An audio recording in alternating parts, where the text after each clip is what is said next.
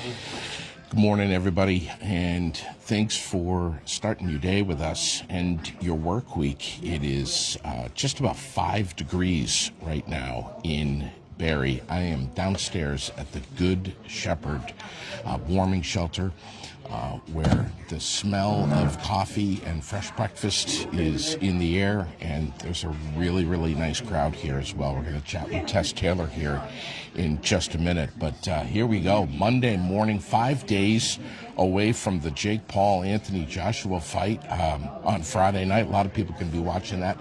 Friday night, I am going to be over at Montpelier Mazda Volkswagen because I'm told that Santa Claus and Mrs. Claus are going to be coming to town. So, yeah, it's going to be a good time over there. They're going to have a lot of fun, and of course, the whole family is welcome. They do great things for our community, and everything is free. So Friday night, come on by Montpelier Mazda and Volkswagen, Santa Claus and Mrs. Claus, and yes, there's going to be cookie decorating and plenty of sugar for everybody. All right, so it's going to be a good time on Friday night. This afternoon at 3 o'clock, Rick Yarish from Sweethearts and Heroes is going to be over at Cody Chevrolet. He'll be signing his book, A Bridge Named Amos, and I'm going to chat with my good buddy and hopefully get over there and do some live streaming this afternoon, 3 o'clock at Cody Chevrolet. I am surrounded by some amazing people here at the Good Shepherd warming shelter. As I said, I wanted to kind of start out this week appropriately enough with a reminder that it's really cold, and I don't think really many of us need a reminder of that. I think we kind of know that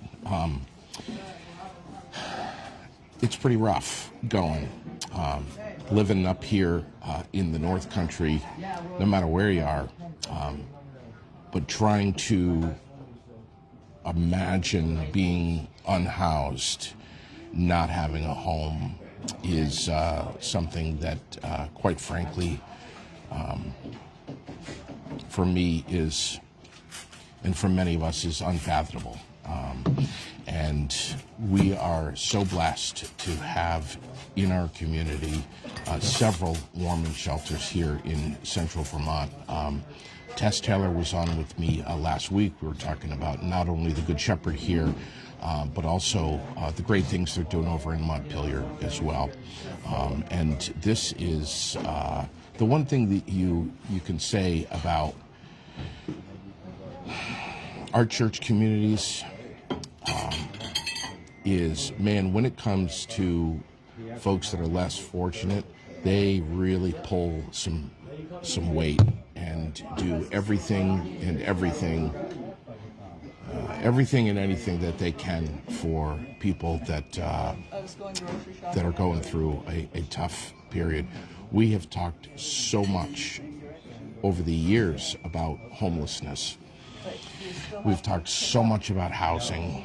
We've talked so much about folks that are needy, who are going through rough times in their lives. And one thing that is probably the biggest takeaway from that is that we're loved by our community, we're supported by the community, but we also, as individuals, each have our own unique story surrounding our situation. But one of the things, and Tess is right next to me here. Tess, one of the things that you and I both said, good morning. One of the things, I'm going to just clip this onto you so that we can hear you, well. But one of the big things that you and I were talking about last week when I had you on there, I can't even remember what day that was. I think it was Friday. Was it Friday morning? Thursday or Friday. Okay. Yeah. Was that no one should suffer in the cold, and certainly there's just no excuse for anyone perishing in the cold. which we had that happen last week here, right here in Barre, which really rattled a lot of us. I'm sure it rattled members of your church here at the Good Shepherd. Absolutely. And you knew this gentleman. He was a fellow that would come in here from time to time. Yeah, Rick, we called him. Yeah. Quiet. He was in here Monday morning. That morning. Okay. So everybody got announced that there was a shelter going on. So, yeah. Wow. We.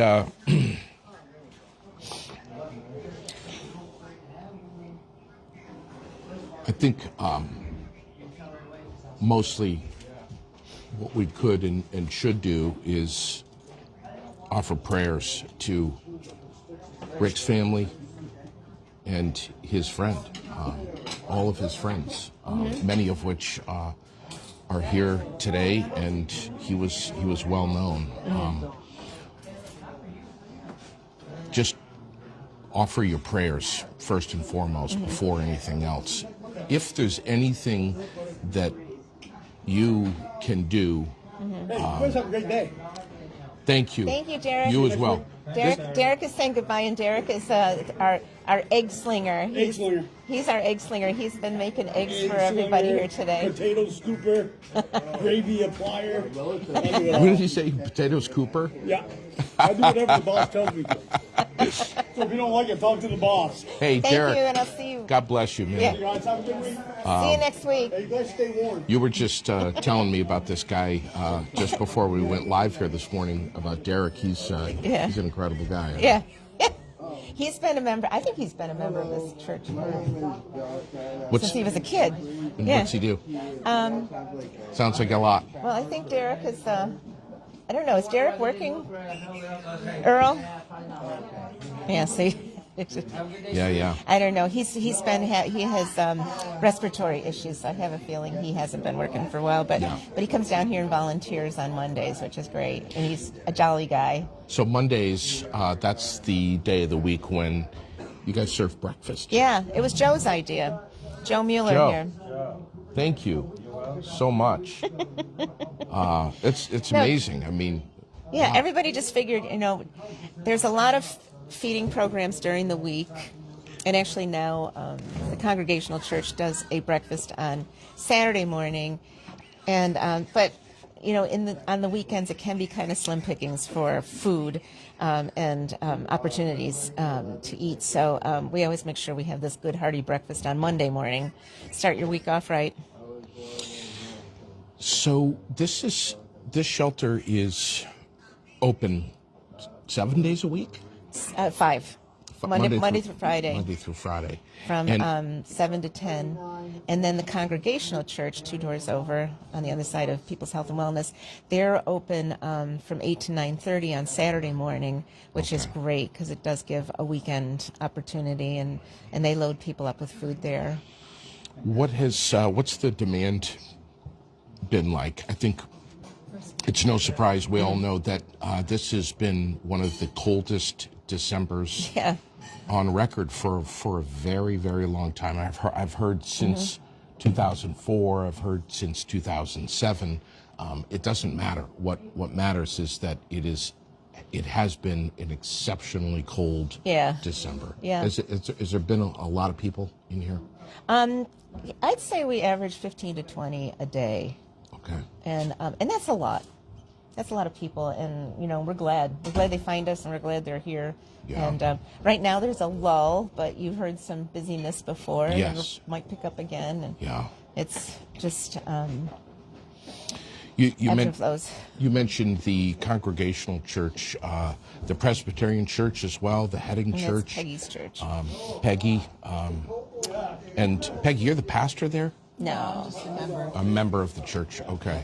Well, I'm a deacon. So, I mean, look at the Thanks. connection here in our community with these churches all coming together and working together to push and pull and do whatever it takes. Well, this has been kind of many years in the works. with used to be that the churches took a day, and so people knew that, Monday is Church of the Good Shepherd, Tuesday was, maybe a congregation. I don't even remember what the things, but they knew that each morning they had a place to go for breakfast.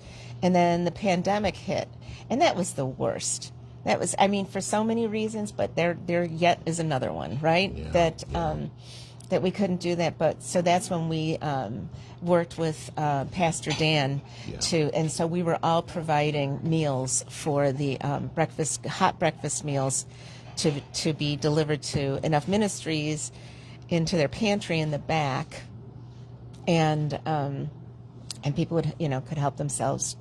And it was tough for me because I wondered and worried about people that, I was able to, we were always able to get an eyeball on and make sure, they're okay. And, and just, did they need anything? And then that period of time was just awful. And then it was hard to get the momentum back up. So when I was hired by the city to be the homelessness and housing liaison, and this is just a temporary job. Actually, we got it extended to into next year. But so when we created that, I knew I'd already had this experience of the churches all working together. And plus, I know a lot of the people in all the agencies of help. Capstone, Washington County Mental Health, People's Health and Wellness, just the whole gamut. And so I started putting together. We call it the Summit Lunches, and we have it about every other month. And we do it at the library. So this is a collaboration between me, Kristen Bauman at the library, and Brooke Pouliot from Barre City Police. She's amazing. I know. Amazing lady. In so many ways. Oh. And so the three of us decided that, now I'm trying to remember what it was. So this has been a couple of years. So we had a homelessness task force that, sits with the city, is appointed by the city council. And that was kind of, all those members were leaving, and it needed to be refreshed, and we knew we needed a warming shelter because the library had been doing it, and the library said, enough. Yeah. We do this. Couple of years, didn't they? Yeah, and rightfully so. People go there during the day, and and they have to pay staff and everything, so they were just. And so there was that, and then how are we going to work together? So we pulled together this lunch, and and still to this day, 30 to 40 people show up, and it's members of the churches and other members of the community as well that are interested in this, and the service organizations, the service providers. So the service providers can give a lot of information about statistics or this or that or things that are happening, and then the people in the churches can say, this is what we're doing, and now it's just working so nicely together, and the numbers that attend are still up. And one of the things we started doing, I don't know, about 6 months ago, is so it's a lunch from 12 to whenever. Usually it's like goes to into 1:30, and I started doing this thing where from 11 to 12, come in and see this, a workshop webinar type thing that we have access to, where it talks about an aspect of homelessness, and so it's anything from de-escalation of violent behavior or escalated behavior to just talking about homelessness. And we had one, I don't know if you went to that one, Peggy, but it was the one where it told us very clinically what substance abuse is. It wasn't any kind of stories or anything. It was just like, these are the different substances, and this is what they do to your body, and this is why people act the way they do. And, I had volunteers who had been here. Keep it down there, bud. So the topics of these webinars kind of change. They change, but they're pertinent to the work that we're doing. Right. And the latest one I did, and I think I want to show this again to like anybody who wants to see it. But it's called Jerks with Homes, and it was about how do we deal with people who say things like we see on Facebook or in social media, or just, people have their opinions about people, and just how we, when you encounter people that say something like, what can we tell them? Yeah. And it was really cool because How it's do you done not in emotionally react? Yeah, and it was really cool because the guy has a really good sense of humor.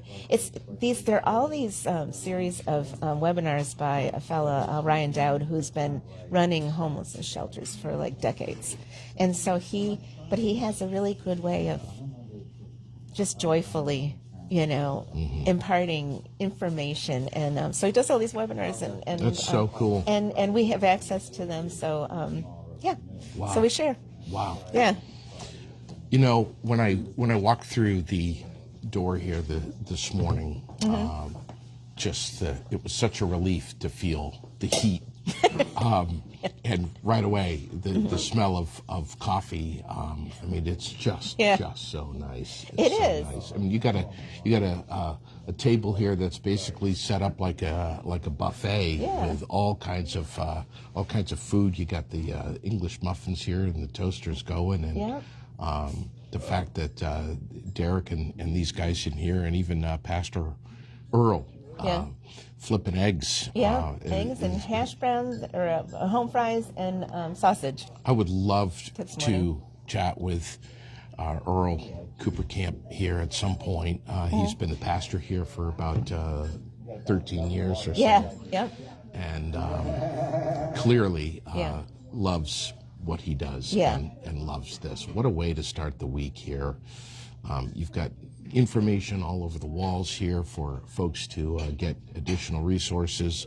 I was, this morning, when I was driving in here, I was just listening to the news of what's going on with Rob Reiner and his wife, and the allegations that his son was involved. That's all over the news. We got the, just in my short drive here, we got the ambush in Syria. We've got Brown University shooting.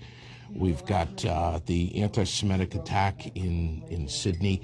And I'm driving here this morning, I'm thinking, wow, man, it's like here we are on a Monday morning, and what's taking place over the weekend is just like bad news that's stacked a mile high. And I'm like, you know what? I feel good news because of where I'm heading this morning. I'm heading to the Good Shepherd warming shelter, and I'm like, you know what? This is a good thing. Yeah. This is a great way to start the week. Yeah. And I'm honored to be here, and I hope I can come back. But 5 degrees, Tess. I don't know about you, but I'm not that tough anymore, man. I know. It's like, I hear you. I have a big dog, and I have to walk him every morning, and we usually go up to the cow pasture, and every morning. And today I was like, do I have to do this? I know. It's a little, I know. But it's I can take it because these guys take a lot more. But this is they give you inspiration. Yeah. And the thing is, and all the stuff you were talking about that can really drag you down. Yeah. That's happening all over the world. Doing a little bit of help in your community is the answer. First of all, it's the answer. That's what I was trying to say. Yeah. And you just said it. Yeah, and exactly true. And just being kind to each other, and not get caught up in not caught up in stuff. Yeah. It's There's plenty of bad news out there. Yeah. So here's we're starting out with good news. The bad news is it's 5 degrees right now. Good news is it's going up. The good news is it's going up. The bad news is that the cold temperatures are coming back Christmas come back. week. But the good news is that the Good Shepherd is here. Yeah, and all of the churches. Yeah. It's just quite amazing. Peggy's at the Presbyterian Church. Yeah, and they involve the community as well. Getting over there. Yeah, and they have a new pastor who's done a lot of this work, and so we're excited that he's here. You'll probably be meeting him, Dwight. Drop his name. Dwight McCormick. Dwight And McCormick. before I forget, he just texted me. He's new, so he wants to find out where he gets his car inspected. John does inspections, right? No, John sends him out. Yipes. I'm doing a commercial for Yipes now. Oh, yeah, Yipes still Yeah. doing Yipes? I want a discount on those T-shirts. They do inspections? Yes, they have a whole car garage there, don't they, JD? Yeah. I had no idea. I think Yeah. it was a t-shirt He did. shop. Oh, No, they get sent over there. yeah, I'll tell him to go there. Okay. If you're just joining us this morning, we're downstairs at the Good Shepherd Church right here, the Episcopal Church, Yep.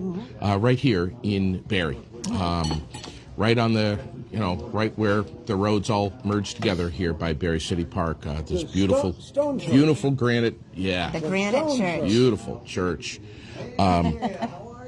Earl Cooper Camp is the pastor. He's sitting right across from us right now. We won't put him on camera right now because he's enjoying his breakfast. But maybe when he's done, we can chat with him as well. But look at this church family and what they've done. And you guys don't fool around. You are probably keeping a very careful eye, Joe, I would imagine, on the forecast and what's coming, what's happening, whether. And as if the cold isn't bad enough, you throw in a couple of snowstorms as well. And like I was just saying to Tess earlier, this has been one of the coldest Decembers on record in a long, long time. Yeah, a long time. So, and good morning. Good morning. How are you? Come on, Danielle. That's Yes. Danielle. Hi, Danielle. She's got her little buddy with her. And you still got... What do we got, a little dog in there? Yep. Wow. You doing okay? Froze last night, but that was okay. Yeah. It was nice and warm. Yep. Warm me up today. It was Wow. so cold out last night. It was like you can feel it. Yeah. I honestly, I can't imagine being outside in the cold. And I was, like I was saying earlier, I was at one point in my life, I was a pretty tough kid. I mean, I was in Scouts and we did some winter camping and stuff. But Yeah, right. man, it's like I just can't imagine doing that now, Tess. I really can't. The fact that you guys are here, you're serving hot coffee and fresh food on a Monday is incredible. But so until 10 o'clock. So what can folks do here? Can they? A lot of people. Well, things are open after 10. So, so they disperse out. But a lot of people go to the library. Yeah. So that's why I mentioned to you, you want to talk to Kristen Bauman at some point Yeah. and kind of. She's been on the air with me in the Oh, she past, has. but it's been a while. Yeah. It's been a long time. So I'm gonna reconnect with her and get her on as well. So people go to the library, and, so I go over to the library too. I try to pop in and just see what's going on and who's there and everything. But they're great there. Everybody on that staff of the library, they're just wonderful. Listen, it's like no matter what, we don't want to have a repeat of what's happened. No. Anymore. Yeah. There's no excuse for it. We all have to look out for one another and make sure that people know that a beautiful, warm shelter like this is available. Yeah. I can show you a picture of what it looks like when it's set up for we put it. I'll look for it while we're talking. Yeah, yeah. But okay. But it's something I didn't tell you. I wanted to tell you when we talked before, and I just want to tell this little story about Monday night into Tuesday morning. So there was a woman, and she was not from town. She came in from Washington State, and I'm putting it together now. I think she wanted to go to People's Health and Wellness in the morning, so she figured she would park there. But she parked there, and by 4 a.m. she was so cold. She called 911, and she called and she said, "I thought I could stick it out in my car, but I can't." And they immediately dispatch called Earl. Earl was on duty from midnight to 7 at the Congregational Church where we had our warming shelter set up. And dispatch called Earl and said, "There's a woman in a car right outside your building, and come in." And so he got her to come in, and thawed her out. And then she did go to People's Health and Wellness later that morning. And it was just this story that, told me that, well, everything's working. When we let, our police and our dispatch know what's happening, they know where to, and it's not the first time we've had police bring somebody that they found to the shelter. So I just want people to know that it works when it works. Every once in a while you're going to have a tragedy, and I'm heartbroken by this. But, the fact that the police, the fire, the emergency people, everybody knows where to bring people when we have the shelter open and where to send them. And so I was so grateful. I got to meet her, and she was so grateful. But she also is alive to talk about it today. Yeah, exactly. And not harmed by, because she got inside in time. It's the key. We need to stay alive and get through these brutal months up here in the North Country, and make sure that all of us in the community, the unhoused and not, are spreading the word, the good word of what's going on, where there's shelters, where there's resources, where you can get help, even if it's just for a couple of hours at a time here and there. Yeah. But we are so blessed to have not only Good Shepherd, but so many of the other organizations and church groups, enough ministries, the Heading Church, the Presbyterian Church, the Congregational Church, and that's just here in Barre, in Montpelier as well. So, yes, they're doing a phenomenal work. I work very closely with Good Shepherd, with their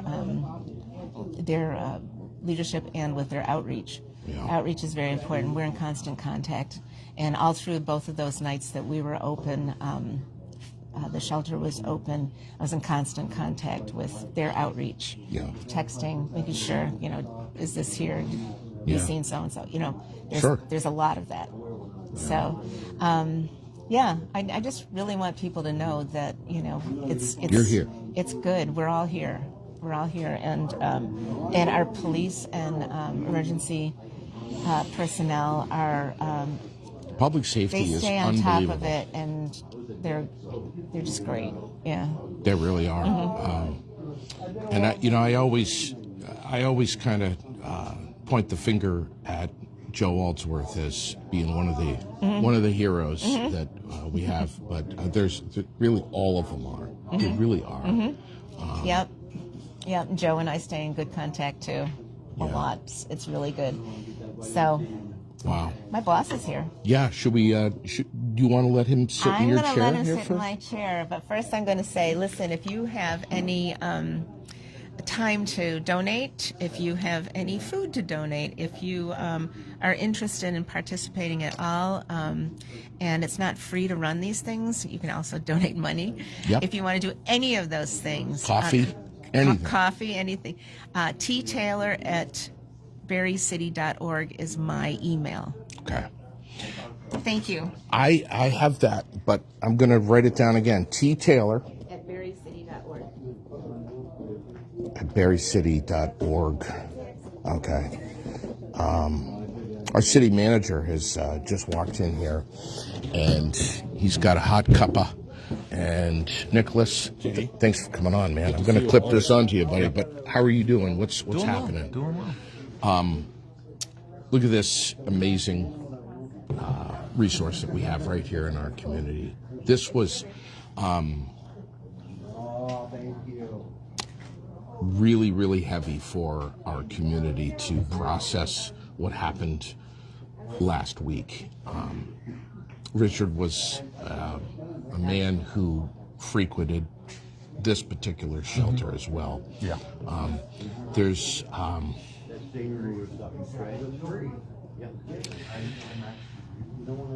this kind of stuff just can't happen in our community. We understand homelessness. You understand it very well.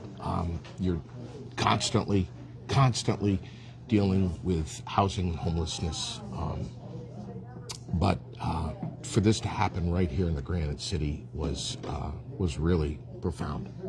Yeah, I mean, it's just it puts a stark reality on what people are facing right now. You know that these are literally life-endangering conditions that people are having to survive, and here we are only at the beginning of the winter. It's going to only get worse. It's going to only get worse, and I struggle, mightily with what more we can do to ensure this doesn't happen. Last year we had a difficult winter. Luckily, we didn't lose anyone here within Barre City, and so yeah, this hit us all very hard, especially the people who work here, who volunteer here, who knew Richard, the people who shared coffee and breakfast with him. So I don't know how they do it. I don't know how they compartmentalize it. Yeah. Because here they are again, moving on and doing this great work for the people who need it every day. Yeah, and this is one of several churches that we're so lucky to have here in our community. I mean, we've been giving kudos this morning to Enough Ministries, Dan Malind, and the Congregational Church, the Presbyterian Church, Heading. I mean, look at what they're doing over at Heading too. It's tremendous. The people who lead these churches, who worship at these churches, I'm convinced, the best among us. They are. They do the things that so many of us don't find the time to do, don't have the heart to do, the empathy to do, the patience to do. Yeah. And so I think we are, not to be punny, but we're blessed. We are blessed to have them in our community, because this wouldn't be happening. But look at this. You walk in here this morning, the smell of coffee, the heat's on, there's food here. I mean, even cooked to order breakfast on Mondays. Yeah. That's amazing. It's great. It's a great way to show the people who need the service that there are those who are looking to take care of them, looking out for them, care about them, willing to have a conversation with them. I mean, how many times, we're all guilty of it. How many times do we cross paths with one of the folks who's in here now on the sidewalk, look the other way, across the street because of the stigma? Yeah. Spending an hour here will go a long ways to teaching you about, what's wrong with those stigmas. Frankly, it'll destroy the stigma. Yeah, I think so. Yeah. And if you got, you don't have to be a member of the Good Shepherd Church. I mean, if you've got any time or any resources to share, come in here and chat with Tess or Earl or anyone here and make a donation. Absolutely, exactly. That's all it is. If you have time to give and have empathy and a heart, that's all that's required to come in here and make a difference. Yeah, and teach your kids this kind of stuff too. Yeah. I was telling Tess, there was a day when I was probably tough enough to last maybe 2 nights in temperatures like this when I was young, and in Scouts. Yes. With really good gear. Right. I just, it's unfathomable to me, man. It really is. Yeah, and I know, from talking to Tess and the folks who are providing the direct services, I know there's people who are hardy enough to do it. I know because they have been doing it for years now, unfortunately. But they're the exception, not the rule. Most of the people who are having to brave this are probably like me and you, who would be trying to figure it out as we go. Sure. And when, in days past, people who do this kind of stuff recreationally, they know they're going to be out in the woods for maybe a day or two. You can sort of, I think, maybe pace yourself for that. But if you're doing this day in, day out, Right. it has to For take months. a toll on the body. It must. It just has to. And so yeah, there's certainly people who have the skills, but that's not what we want to be relying on, is it? Right. That's not a solution. I've chatted with Chad Passett, an amazing guy, Berlin Police Department, and one of the things that he's explained to me, as have others, is that some folks that are unhoused, even when the temperatures are really extreme, they may not necessarily welcome an opportunity to come in somewhere warm and decompress, because it's what they're familiar with. They know where they are, and they're comfortable with what they're with who they're around and where they are, because that's what they know. Yeah, and But at some point we gotta draw the line here. Yeah, and I think we've learned about this in other circumstances as well, where people don't like congregate shelter settings, right? Yeah. And so they, unless you're going to get your room and your privacy and your space, Sure, that may not be something that people are willing to give up. They need that for whatever reason, maybe mental health, whatever it is. They need that sort of separation from others. And so, there's, and I coming from New York, I think in New York it was called Code Blues. I forget exactly what it is. Code Blue. So when the temperatures dip below a certain level, there would be outreach teams that would go and forcibly bring people to shelter. Yeah. I mean, they wouldn't give you a choice. Yeah. Right. I understand that's not the law here, but I know that in New York that was, when I was there, and it was something I remember hearing about, right? That it's certain temperature, it's a code blue night, and police and social workers and outreach organizations and Department of Homeless Services are going out and they're forcibly bringing people back in. Now, maybe that works there, maybe it wouldn't work here, but I agree with you. There's, right now, we offer a voluntary shelter where we let people know it is available as a resource. We don't force anyone to come in, and that's certainly up to the individuals. We have some very low barrier rules for coming in here, not here, at the shelter site, which are very reasonable and intended not to keep anybody out that really needs a place to be. But yeah, you're right. We can't make anyone come in from the elements. That is something they have to be willing and able to do on their own.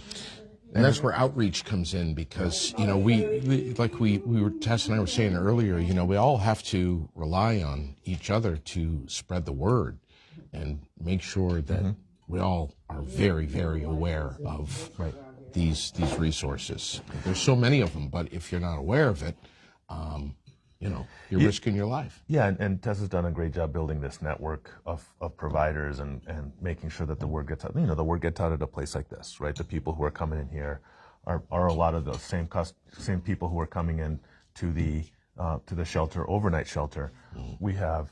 Rick was sitting right in that chair Monday morning. Yeah. And we served him breakfast. Everybody knew that we're going to be open and everything. But So that's the best way to reach them, right? Like, I'm not expecting all the folks who need the shelter to be signed up on Regroup, for example, but that's a way we reach people. The reason I send out the overnight shelters on Regroup is because if somebody sees somebody, knows somebody that needs it, then they know, right? Like where to send someone. We have the Good Sam outreach team that knows where a lot of these people are set up camping to make sure that they know where it is. So it's a lot of informal word that gets out, because it's not a community that is, plugged in all the time or watching the news or downloading apps to get messages, right? They're trusting people like Earl and Tess, who they see every day, to get that information from And them. the city authorities, thank God. Now, Yes. Because last Monday morning, I just Four- told it. I oh, just okay, told yeah, that okay, story. yeah. We went out. A Yeah. woman was freezing out in Yeah. the parking lot at 4:30 in the morning. We So if nothing got her else, in. Yep. call dispatch. Dispatch knows. Yep. Let's, Yeah. yeah, Dispatch knows. because dispatch knows exactly what to tell people. Yeah. Well, Yeah. we call in at midnight when we're Right. open overnight That's right. and give them the census and let them know like how many guests we got, how many volunteers, just so that they're aware of what's going on. And so I called in at midnight, and then Kathy called me, talked to Kathy. Kathy called me right back at 4:30 in the morning. Says, Yeah. "Oh, you got There's your- someone else, right? Exactly. Yeah. Pastor When- Earl when here, it works, it works. just off, exactly. When it works. And Tess said that earlier. Listen, we're so blessed to have this, and I would like to make more of a regular habit of coming here every now and then, especially when we get a snap like that. Good warm coffee. I haven't had the coffee or the breakfast yet. I got my own coffee here, but at some point, I'll put my my order in for the homemade hash and eggs Benedict. It's a wonderful. Yeah. It's Michael. And I think it is important. I haven't been here as often as I should be. I've been here once or twice. Yeah.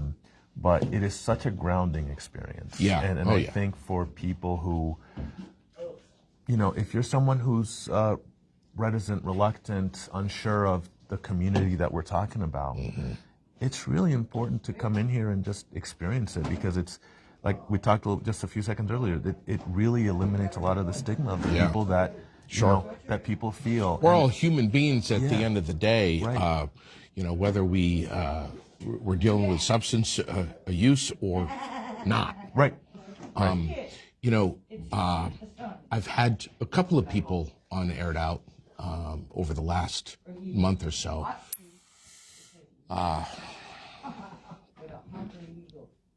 And Zach Hughes is one of them who have said to me, we're all one really bad day away from being homeless. Right.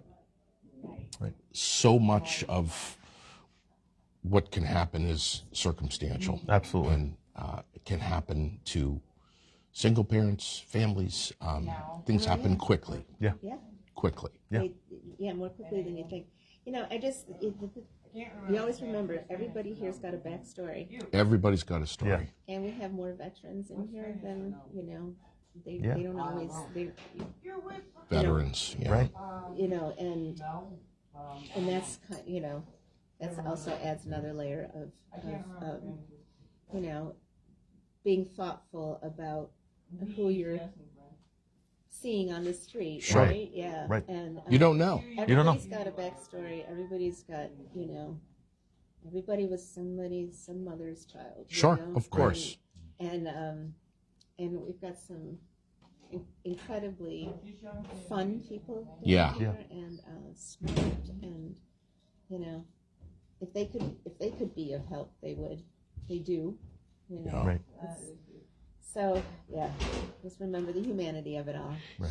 And I think that's part of what's so valuable here, is that by coming in here, they're seeing that they're getting a warm place, they're getting some coffee, they're getting conversation, they're not getting the stigma, they're not getting the person crossing the street to go the other side, right? Sure. This is a place where you can sort of, I think, right, as I've observed it, you can sort of forget about those things and just focus on being human again. Yes, right. And having that human touch with people who genuinely care about your well-being. Let's also say this for all the folks that do have a home. We take so much for granted. I had to catch myself Saturday morning. I'm like, wow, man, so lucky, to have the simple things in life. But check on your neighbors, especially if they're elderly or disabled or marginalized in any way, check on your neighbors. Just make sure that their driveway is shoveled, their walkway is shoveled, their vents, their propane is topped off, that their heating vents are clear from the snow.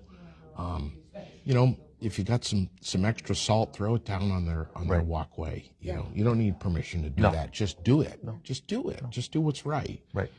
I have a story about something that happened years ago when I was living in Burlington, and I lived in a little neighborhood, and it was like a little micro neighborhood in the Old North End, and the city was giving out grants, $400 if you wanted to throw a block party, and some way of getting to know your neighbors, right? And a couple of my neighbors and we got together and we threw our block party, and we invited in. The deal was you have to knock on every door, make sure everybody knows it's happening, and we pitched in on the food, and we took the whole $400 and gave it to this scrappy little klezmer band they were UVM students. We gave them, and it was so much fun, but I didn't know that some of my neighbors, I didn't know that there were apartments in the buildings, how many apartments were in these, old neighborhood houses. And so I got to know that there was, an old couple here and somebody else here and that was in the summer. In January, the following January, we had that terrific ice storm. Oh. And so our whole... Was this 98? Yeah, that's 98. right. That's right. And our whole... our power got knocked out. But I lived in this tiny little cottage, and I had heat and hot water and cooking all by gas, natural gas. So I was able to go and check on people that I would never have known were even there, and just say, I just made some stew on my stove because I could. Do you need anything else? And it was just. I think that's kind of the birth of why I do what I do now, because it was just that one little party, Right. and recognizing that there's other humans here might need help. Right. This is a micro disaster right now with the ice storm. Yeah. So yeah. And it feels good to do that stuff. Let's be honest. It's rewarding to do it. You feel like a sense of accomplishment of just doing a good deed that in and of itself. Even if you just do it for that reason alone, right? Yeah. Just for you yourself to feel good about it. It's rewarding to see someone feel a little bit better out of a small, simple action that you can take. Exactly. And this time of year too. I mean, what are we? We're less than 10 days away from Christmas. But if you can give time, if you can give money, if you can give coffee, if you can donate some food, maybe make something, bring it down here. Exactly. That would be great. But even, man, it's let's go past Christmas here. All right, we got January and February to think about too. It's already been we're right in the beginning of the season. It's already been a tough one, and the tougher months are coming up. Yeah. Yeah. The Regroup app, by the way, is fantastic. There's been a lot of notifications coming in about parking bans. Yep. What's the deal? I saw that again last night. Mostly for snow removal. I mean, I see what's going on behind Metro Way. It was this a lot morning. of snow removal last night. But yeah, it's the fastest, easiest, least complicated way to get news from the city. It's a free app to download and use. We have over 1,000 people signed up already, which is terrific. We want 1,000 more. Wow. Download an app. It's a little bit of a complex process to get started just because of the nature of it, but we have a really simple step-by-step process on our website that you can follow.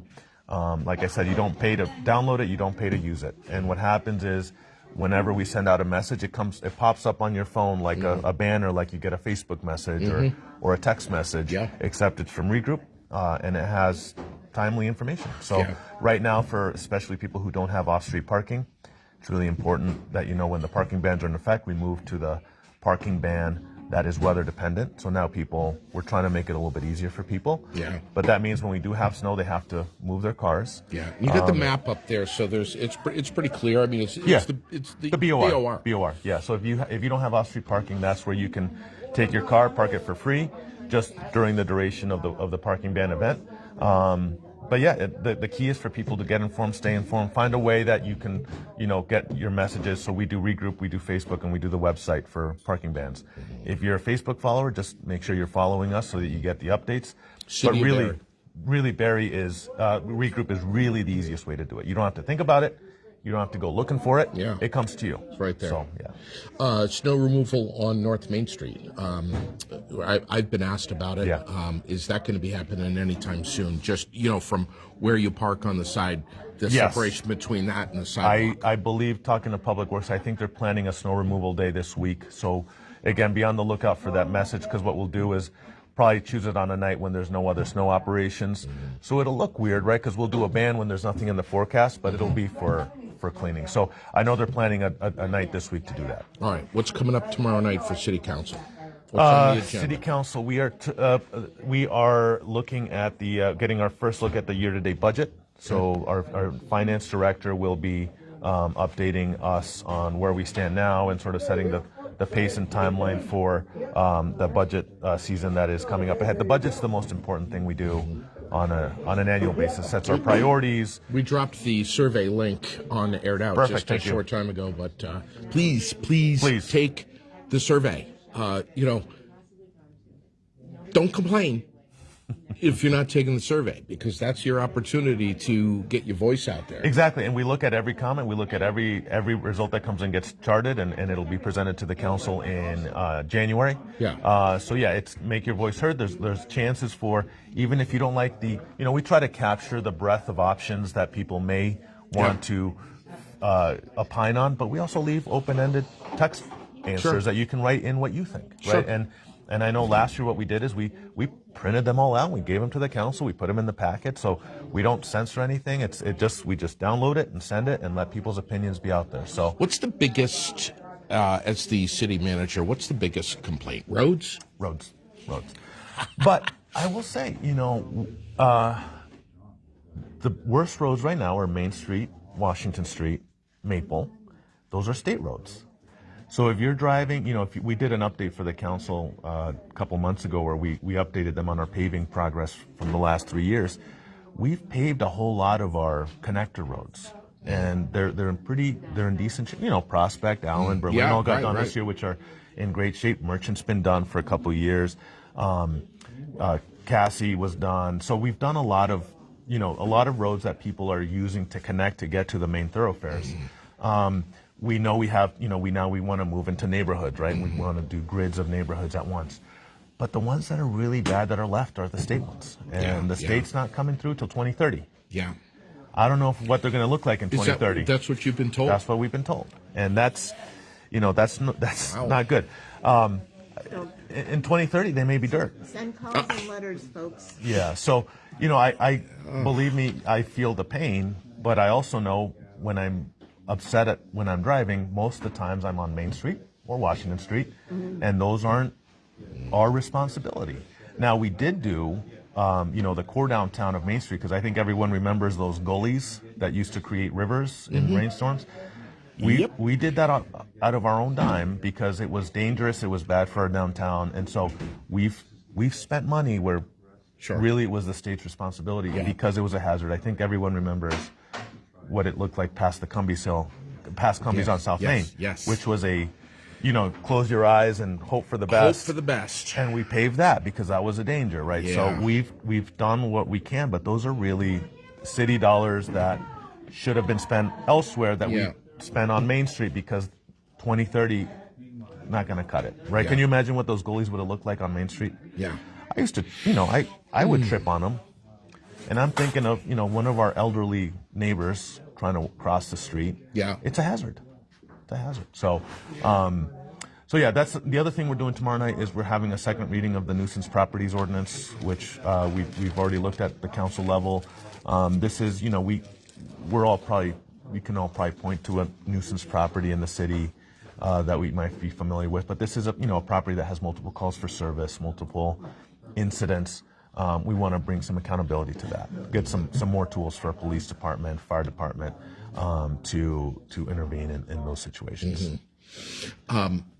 Folks that are not attending city council, we want to encourage that. Yeah. Please come Yeah. and come indoors, enjoy the heat, Yeah.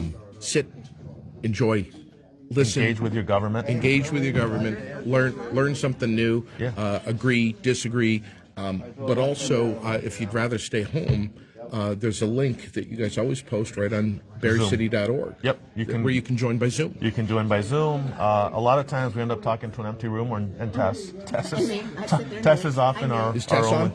Tess usually comes in person and knits, so usually she's getting a personal show. But yeah, this is there's a benefit of living in a small place like this, relatively small, right, compared to New York City, is that you can engage directly with your government. You can ask the mayor a question. You can ask your counselors a question. You can ask me a question. It's a privilege that people shouldn't take for granted because, having come from bigger places, you don't get to do that, right? Like, average Joe on the street didn't get to ask, when I worked in New York City, Mayor de Blasio, a question about why there's a pothole in front of his street, right? Like that just didn't happen. So come ask Mayor Lozon questions, or me, or your counselor, whoever it is. You have an opportunity to engage directly with the people who are sort of leading the city, and shouldn't take that for granted. Yeah, and if you're watching on Zoom, you can raise your hand. Yeah, you can raise your hand and absolutely. engage on Zoom as well. Nicholas Torelli Castro, our city manager, who's stopped by the shelter here, the warming shelter at the Good Shepherd Church, and of course Tess Taylor. This lady she's an animal. So she, let me just say, Tess was funded by a state grant, and when she started 24, 23? Right at the end of 23. Right at the end of 23, she promised me 1 year under this grant. Wow. And here we are at the end of 25. Wow. And so we keep extending it, and we keep trying to find ways to keep her here. I don't let her retire. Whenever she comes unannounced to my office, I ask her what it's about. Yeah, right. Before I know, because I don't want her to start that conversation with the R word. Wow. So her grant runs out in April. We're gonna, either work really hard to get it extended, or we're gonna find a way to pay for it. Because what Tess is doing is working, and I think our neighbors to the north, Montpelier, I think a little jealous of what she's been able to do. Yeah. And it's working. Zach Look Hughes at this. said, "I wish we had a Tess Taylor in Montpelier." Everyone wants a Tess Taylor, and I've told the state, this It's a brand name. You want to do something meaningful in this work, in this realm. You need someone like Tess, and someone who's coordinating the work, because it is a full-time job. This was falling to me or to whoever else I was delegating it to when Tess wasn't here, and clearly that wasn't working, right? Like the amount of energy, effort, care that's going into it now is 180 degrees, right? It's a whole different ballgame. So really hoping the legislature extends Tess and then funds new Tesses in other communities, because I think we've proven here that this works really well. Yeah. So. How about finally this morning? How about a tip of the hat to our public safety people, our police, fire, EMTs? Yeah. Yes. Yeah. Tip our hats to them. People. We have some really hardworking people. We have some great leaders in those departments, and some great staff in there, and they work hard day in, day out. I think, remember them on Thanksgiving. They work Thanksgiving. Remember them on Christmas when you're home with your families. Yeah. We have dispatchers on, we have firefighters on, we have police officers on. Sure. They don't take breaks for that. So, we're lucky to have them. Very lucky. Yeah. It was 5 degrees when I was coming into Barre this morning. It is Monday the 15th. It's going to warm up to about 18 today with some sun and some clouds. Down to 11 tonight, partly cloudy. Tuesday, tomorrow is kind of the beginning of a temporary warm up. 28 degrees for the high. Yeah, I know. 28 will be nice. My album out with my foil. Wednesday, cloudy and 40.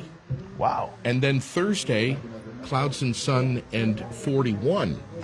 And I've even heard 46, 47 is a possibility. But so that's kind of some good news. But Christmas week, next week, we're going to snap right back into daytime highs of around 10 to 15. So for the week. So, I'm still. I don't think nobody prepared me for these winters. And I came from upstate New York, but these have still all been harder. So.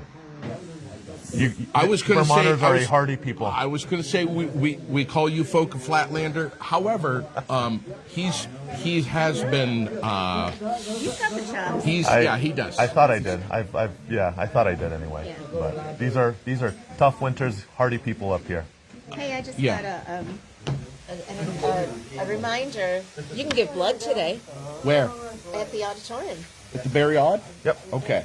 Is it at the Odd or is it at The the Civic it's Alumni Hall. Alumni Hall blood drive. Yep. Okay. Red Cross. Yep. Okay. Till 4. But go up there now. Why wait? Most of the day. Yeah, don't stop. All right. Yeah, good to know. Good to know. Thank you guys so much. you, JD. We're going to connect with Kristen Bowman. I would like to come back at some point and get Earl Cooper Camp on with me. Maybe Derek, maybe Joe. And you didn't even meet Michael, who is actually our coordinator. He's our guy, but Well, he's Mr. Silent, strong and silent. Well, guy. let's do it though. Let's come back and do this. I know the coffee will be hot. It will be hot. We're here at the Good Shepherd warming shelter again, Monday through Friday, and if the temperature dips 10, When we get down to 0 and we know it's gonna be really chilly, you open up. we'll open up. Okay, all right. But we'll always make sure we send out. I'll put you on my list for alerts. Please. Yeah. Yeah. I think Okay. it's great. And every group will always go out. Facebook will always go out. Yeah. And then I know, as I said, in the background, there's a lot of work that Tess and the people who are working directly with these folks they're reaching out individually on an individual level to the people they know might need it, and where they are. Great stuff. So. You guys are doing amazing work. Thank you ever so much for having me here today. you. Thanks for coming by, Hey, of Nicholas. course. Good to see you. Good to see you again. We'll do it again soon. Have a great rest of your day, everybody. Try to stay warm and remember to spread the good news of what they're doing here at the Good Shepherd in Barre City. Enjoy the rest of your day. God bless you. Stay warm.